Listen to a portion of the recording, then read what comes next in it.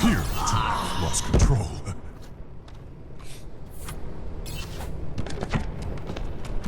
There aren't many things in this world worth loving, but Rainbow Six Siege Ranked is definitely one of them. What's up, guys? It's Base South here, back with brand new gameplay. I wanted to talk to you guys, this is my first time playing Ranked, and I played it maybe, I say it 5 times today, and I want to say that I do really enjoy Ranked. I think Ranked in this game is much more different than other shooters. For example, Overwatch, they do it a really weird system, and the new system is still really fucking weird. But before, what they would do with Overwatch Ranked, if you would go into overtime, which they don't do here in Siege, is, you know, overtime is just one round. It's really just a flip of the coin to see who gets the better spawn, who gets the better vantage point. In this, however, it's an entirely new game. You literally do the 3 rounds again, and it's best out of 6. And I really like that because it gives everyone a fair chance to really, you know, because certain teams are much stronger on defense than they are attack, and then other teams are much more aggressive and they can, you know, take down defense much more easily. What I have to say about Ranked is, I was expecting also, I'm not gonna lie, there is so much more thought into Ranked than there is casual, because the people you're fighting on Ranked are much more smarter, they want to win, this is Ranked, and they do know what they're doing. You're gonna see later on in this gameplay, Buck tries to outsmart me, but I get the upper hand as Pulse, you know. Buck is the operator with a shotgun, for those of you that don't know, and his shotgun can actually one-shot you up front and at around 5 to 6 meters, which is pretty damn far if you ask me. So you have to play at a distance with Buck, because Buck can be very aggressive both up close and from afar. So you're gonna see what I do here is I utilize everything, all of my kit, my whole kit. I use my shotgun, I use my nitro, I use my pulse beat monitor to the fullest extent I could possibly do it.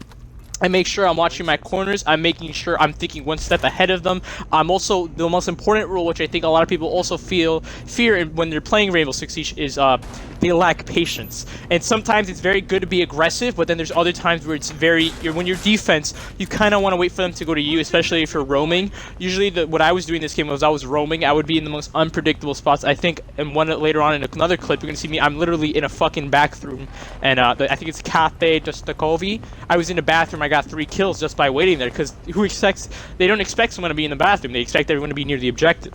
So you want to kind of throw them off, you want to get the upper hand on them, you want to get the jump on them.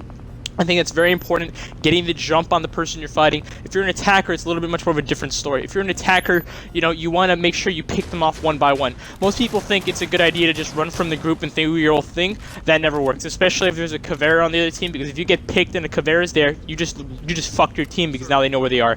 If you're a Blackbeard and you die, Blackbeard is a very selfish operator, but Blackbeard can be also a very good team player, because he could be a bullet sponge, he could zerg a lot of the bullets, and he could also draw fire, which is very important when you're attacking.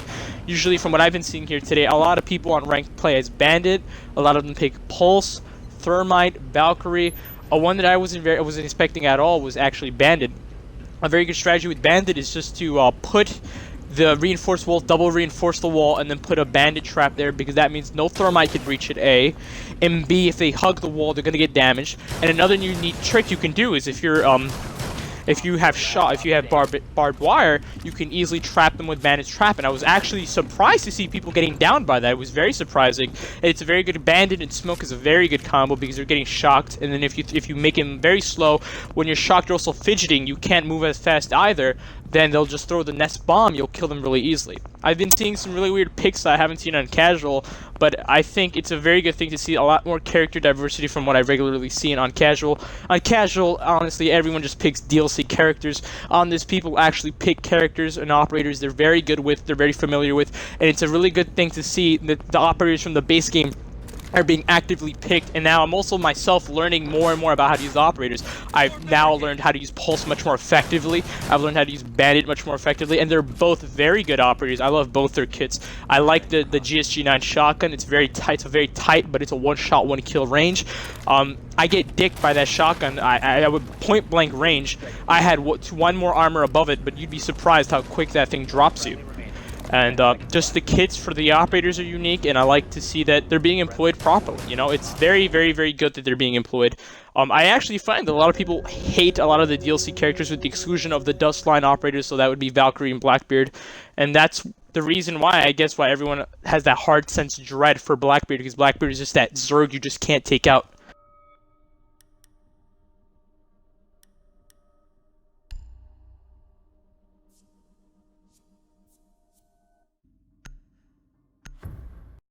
Now, comparing Rainbow Six Siege rank to other games is really weird. So let's start off with probably the most broken one, League of Legends, as we all know, just doesn't work. In the words of Donkey, none of the shit they do works. You know, the whole fucking ranked system, it's stupid as shit, makes no sense how you get fucked by dumbass teammates. And I think the same system applies to Overwatch, because in Overwatch, if you're a truly good character, you know, well, in any game, if you're a good character, you should be able to kick some ass. In games like Overwatch and League of Legends, you just can't do that. And I'm gonna have to hear the fucking cries from people like, oh, but Genji is not skillful. He's really easy to use.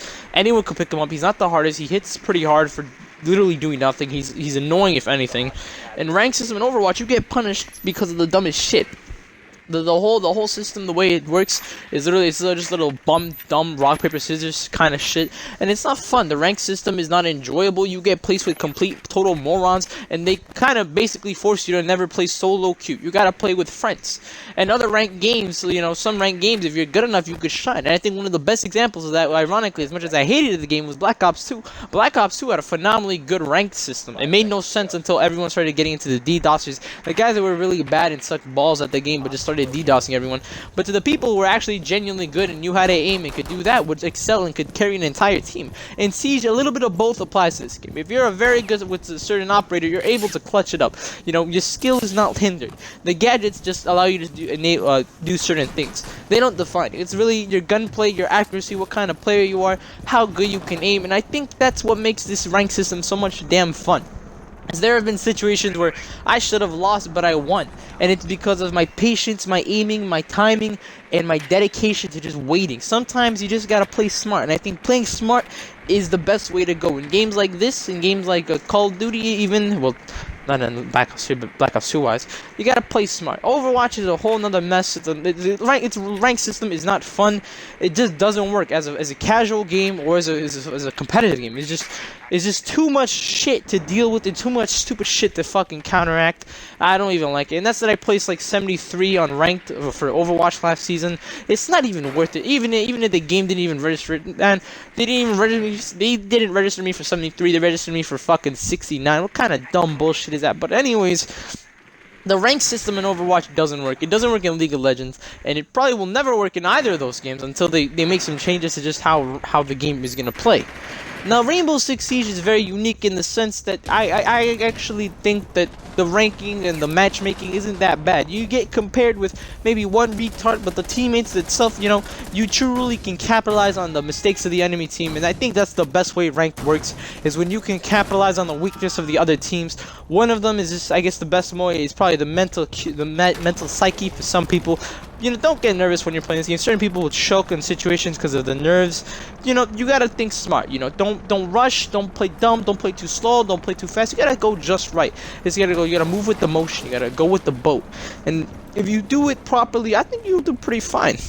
Another thing I really do like about ranked is the selection for spawning and bomb placement, and how you can't just sit in the same spot every time. Usually, typically speaking, it'll be some dumbass random time, but usually teams want to coordinate and they want to move properly. So because of that, I think that's a very interesting way of how setting things can go. You can pick where you spawn, you can pick what you defend, and you could really just build on that.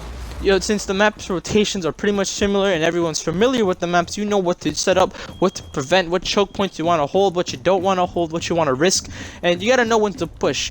Typically speaking, I find that the ranked system in this game is actually pretty damn good. It's the casual in this game that sucks major balls. You might get one good player and then 4 other retards, including yourself, or you'll get 5 complete total retards and the other team will be Navy SEAL Team 6. But other than that, that's all I really gotta say. Just enjoy this clutch I pull off. This has been Base Sloth, and Ranked Siege is the best siege. Bye-bye.